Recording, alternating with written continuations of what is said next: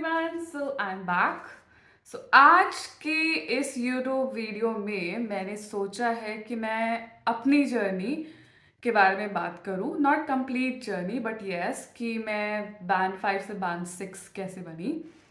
But before starting that मैं फिर से अपने आप को इंट्रोड्यूस करना चाहूँगी। बहुत सारे नए लोग जुड़ रहे हैं तो अच्छा है कि अगर मैं अपने आप को इंट्रोड्यूस करूँ, बिकॉज अगर आप न्यू हो चैनल पे तो आपको पता ही नहीं होगा कि वो हु आई एम। अदरवाइज अगर आप मेरा डिस्क्रिप्शन पढ़ोगे यूट्यूब पे जाके तो आपको पता चल जाएगा अबाउट मी थोड़ा बहुत। मेरा नाम है कुसुम और बेसिकली मैं यूट्यूब पे चैनल इस चैनल के थ्रू ये कम्युनिकेट करना चाहती हूँ कि अगर आप यूके में एज अ नर्स आ रहे हो और so how the process is actually, and if you are like very new to abroad nursing, so different countries के कुछ कुछ प्रोसेसेस मैं हमेशा ये कोशिश करती रहती हूँ कि करती रहूँ, और comparison of different countries like cost of living and all, how the nursing like works and all. So in topics के ऊपर मैं वीडियोस बनाते रहती हूँ।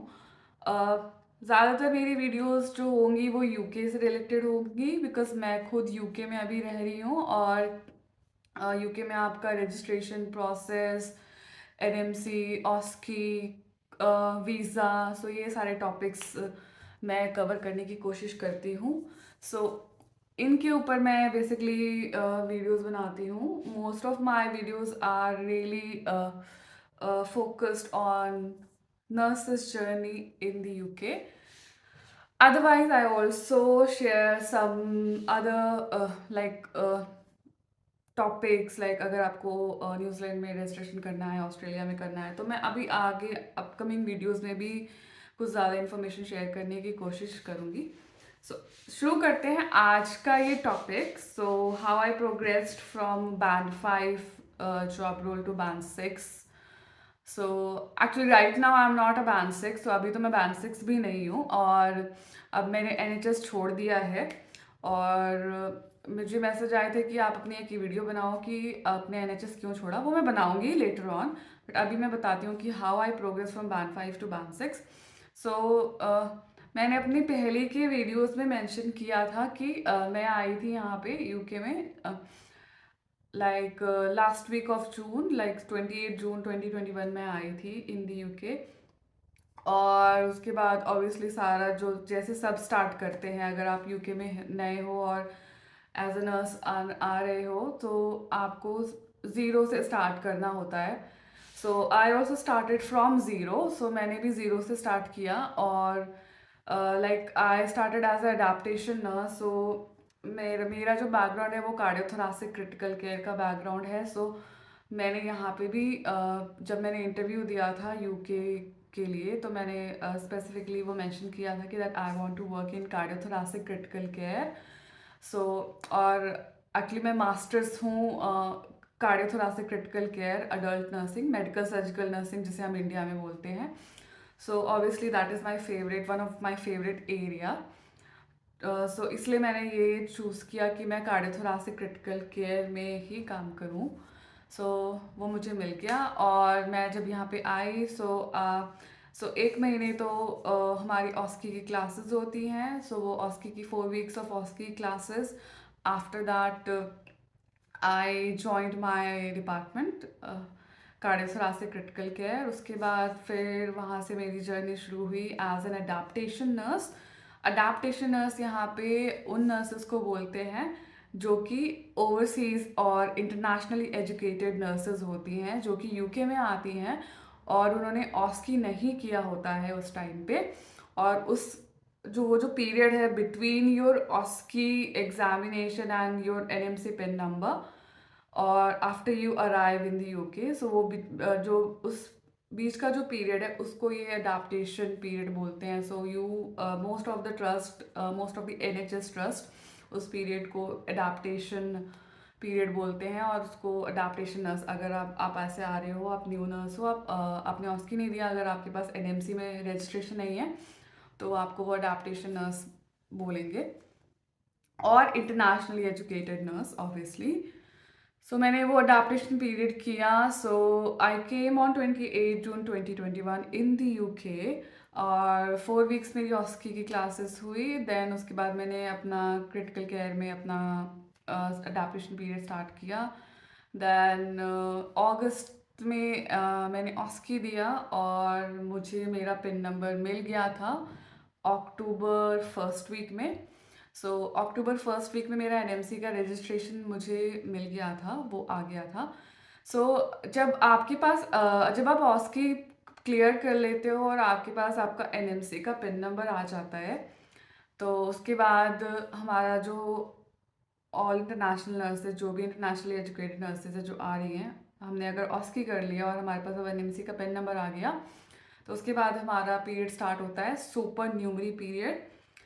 मैंने अपना सुपर न्यूमरी पीरियड किया। जो मेरा सुपर न्यूमरी पीरियड था वो एक्चुअली, मेरा जो क्रिटिकल केयर में सुपर न्यूमरी पीरियड था वो 8 वीक्स का था।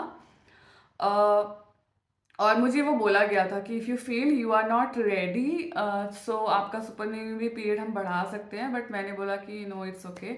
आई वॉज ओके इन 8 वीक्स। मैंने after my registration number, like first week of October में मेरा रजिस्ट्रेशन नंबर आया। उस दिन से लेके 8 हफ्ते तक मेरा सुपर न्यूमरी पीरियड था क्रिटिकल केयर में। मैंने अपना वो सुपर न्यूमरी पीरियड किया। और वो जो सुपर न्यूमरी पीरियड होता है उसमें हमें बहुत सारे लाइक मेडिकेशन बुक्स और प्रिसेप्टरशिप बुक्स अपनी करनी होती है। सबसे ज़्यादा इंपॉर्टेंट होती है हमारी drug book, medication book, because अगर आपने वो ड्रग बुक और मेडिकेशन बुक साइन ऑफ नहीं करवाई है, अगर वो कम्प्लीटली साइंड ऑफ नहीं है, so you can't do any medication administration, so you have to depend on your colleague to get those medication things done.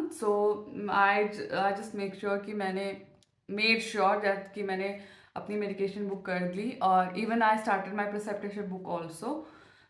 It took around 3 months to complete my preceptorship, all my books of preceptorship. Because यहाँ पे क्योंकि मैं critical care में थी, critical care में एक specialised competency book भी होती है जिसे स्टेप 1 बोलते हैं।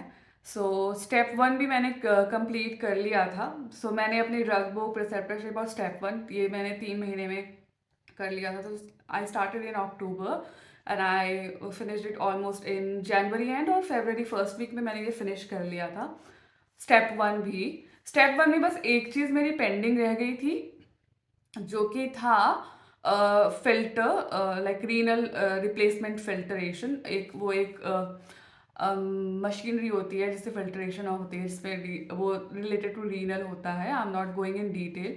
वो मेरा एक कॉम्पिटेंसी था जो पेंडिंग था, जो बाद में जाके पूरा हुआ, बिकॉज वो कॉम्पिटेंसी ऐसी कॉम्पिटेंसी थी कि आपको उसके लिए ना क्लास के थ्रू आपके लिए वो क्लास बुक करते हैं आपके जो एजुकेटर्स होते हैं, और फिर आपको वो क्लास लेनी होती है, और वो ऑल ओवर द ईयर वो क्लास नहीं होती है। वो एक डेजिग्नेटेड डे होता है ईयर का, वो उसी दिन होती है। तो बस मेरा वही पेंडिंग था मेरी स्टेप 1 क्रिटिकल केयर बुक में। अदरवाइज मेरी स्टेप 1 बुक कंप्लीट थी। मेरा ड्रग बुक तो मैंने लाइक 2 वीक्स में कर लिया था, अक्टूबर में ही फिनिश हो गया था drug book.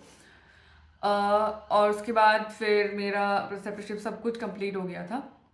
And after 8 weeks, I started working on my own. I think in December.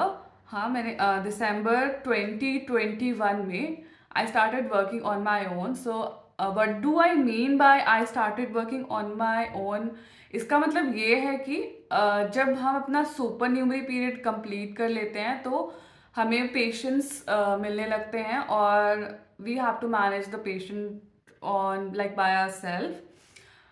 It's not like that कि आपको ही अपने आप मैनेज करना है और आप किसी की हेल्प नहीं ले सकते, आप ले सकते हो, बट वो आपको आपका पेशेंट असाइन करना स्टार्ट कर देते हैं, जो कि सुपर न्यूमरी पीरियड में वो आपको असाइंड नहीं होता है। वो आप अंडर किसी नर्स, कुछ किसी भी सीनियर कॉलीग, कोई भी सीनियर नर्स है उसके अंडर आप काम करते हो, मतलब आप उसको शैडो करते हो। बट आपका सुपर न्यूमरी पीरियड एक बार फिनिश हो गया तो आपको वो पेशेंट्स असाइन करेंगे और you will be on your own. आप अपने आप वर्कलोड और सब कुछ अपना खुद ही मैनेज करोगे, पेशेंट केयर आप सब कुछ खुद ही करोगे।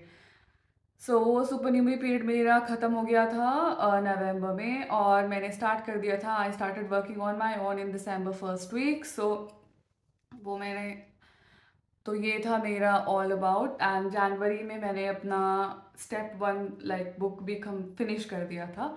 उसके बाद बिकॉज मेरा जो बैकग्राउंड है, a big chunk of my background is in education. So, almost 5 years I was in education. So, I worked as a faculty in New Delhi. So, I always like मैं हमेशा चाहती थी कि मैं education में ही जाऊँ, because मुझे ऐसा लगता है कि आई सी माई सेल्फ इन एजुकेशन। मैं अपने आप को एजुकेशन में देखती हूँ, specifically higher education. So I started finding things. So मैंने एक अपने ही ट्रस्ट में एक अपॉर्चुनिटी देखी थी उस टाइम पे। जनवरी तक मैं सब कुछ कंप्लीट कर चुकी थी, इवन स्टेप वन भी कंप्लीट ही था, और बस एक कॉम्पिटेंसी रहती थी विच डजेंट मैटर एक्चुअली।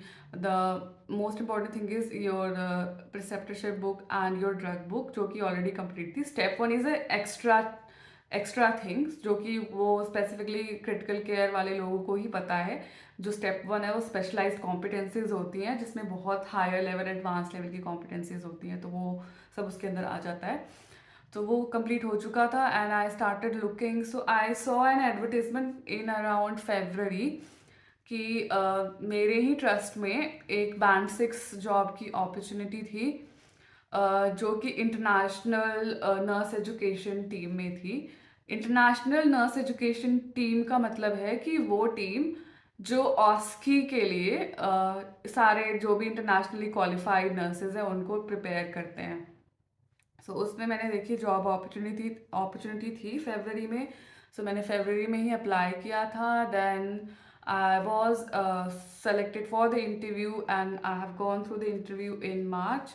सो मैंने मार्च में वो इंटरव्यू दिया और फिर सिलेक्शन हो गया था। Then I started in my new job as a band 6। So मैंने बैंड 6 से स्टार्ट किया था इन जून। सो आई स्टार्टेड वर्किंग, और ये थी कहानी फ्रॉम बैंड 5 टू बैंड 6। सो इसी तरह से एक्चुअली अगर आप प्रोग्रेस करना चाहते हो बैंड 5 से band 6, so you should have that enthusiasm and that will power. आपको वो खुद ढूंढना पड़ेगा, सर्च करना पड़ेगा एंड अप्लाई फॉर जॉब। सो मैं ऑलवेज एजुकेशन, मुझे मेरा फर्स्ट प्रेफरेंस ऑलवेज एजुकेशन था। I love education actually, and that's my forte, that's my I would say my favorite thing, and that's my strength. I know how to deliver my content and how to make it understand. Like so, मुझे ऐसा लगता है, और even I मुझे ये feedback भी बहुत सारे लोगों ने दिया कि I am a good teacher. So मुझे भी बहुत पसंद है एजुकेशन, और just to change the world by educating someone. So that's what I like. My thought is I love education. So ये थी जर्नी। अक्टूबर में मेरा पिन नंबर आया, देन मैंने 8 वीक्स का सुपर न्यूमरी किया। दिसंबर में मैंने अपना सब कुछ स्टार्ट कर दिया ऑन माई ओन। दिसंबर में स्टार्ट किया था। देन जनवरी में मेरी जो एक्स्ट्रा कॉम्पिटेंसी की जो क्रिटिकल केयर की बुक थी स्टेप वन, वो भी कंप्लीट हो गई थी। फेबररी में मैंने देखी ये अपॉर्चुनिटी थी मेरे ही ट्रस्ट में बैंड 6 की इंटरनेशनल नर्स एजुकेशन टीम में as a practice learning facilitator. Practice learning facilitator is the educator of international nurses, so the international nurse educator. मैंने अप्लाई किया फरवरी में, मार्च में इंटरव्यू हुआ, देन सिलेक्शन हो गया। फिर मैंने अपना 2 मंथ नोटिस पीरियड सर्व किया। उसके बाद फिर I started working as a band 6 in around June. So ये थी मेरी journey band 5 to band 6। So ये actually this is anything is not impossible. The thing is, आप अगर सच में अगर आप प्रोग्रेस करना चाहते हो तो आप अप्लाई करो, करते रहो, अप्लाई करते रहो। And obviously at the same time please keep working on your CV। आपका CV बहुत स्ट्रांग होना चाहिए, और अपने बहुत स्ट्रांग होना चाहिए, इसे मेरा मतलब है कि आप अपने आप को अपडेटेड रखो, और कुछ भी अगर कोर्सेज हैं तो वो कोर्सेज आप करते रहो। ऑनलाइन भी बहुत सारे कोर्सेज हैं आजकल, तो बहुत कुछ अवेलेबल है, तो अपने आप को अपडेटेड रखो। just keep increasing your stamina by just going through and keep yourself updated and keep updating your CV as well and keep applying basically. बहुत important है कि आपको apply करना है. अगर आप apply नहीं करोगे किसी भी band 6 role के लिए, so you will never know your own potential. So मैं इसके बारे में और बात करूँगी आगे भी. उसके बाद भी मेरी journey was a journey, so I will discuss that in my like next YouTube video. I hope this video was helpful for you and I hope मैंने थोड़ा बहुत मोटिवेशन आपको दिया होगा अपने लाइक जॉब में प्रोग्रेस करने के लिए और बैंड 5 से बैंड 6 जाने के लिए. So thank you so much for watching and thank you so much for connecting with me. मुझे बहुत अच्छा लगता है जब नए लोग चैनल से जुड़ते हैं और जब आप लोग सब्सक्राइब करते हो तो और मेरी वीडियोस देखते हो तो आई रियली फील गुड और आई रियली फील कि that I am able to make some difference even if it is a difference in one person's life. अगर मेरी एक किसी वीडियो से या किसी एक बात से अगर किसी की लाइफ में थोड़ा सा चेंज हुआ तो आई वुड बी रियली है लाइक हैप्पी पर्सन.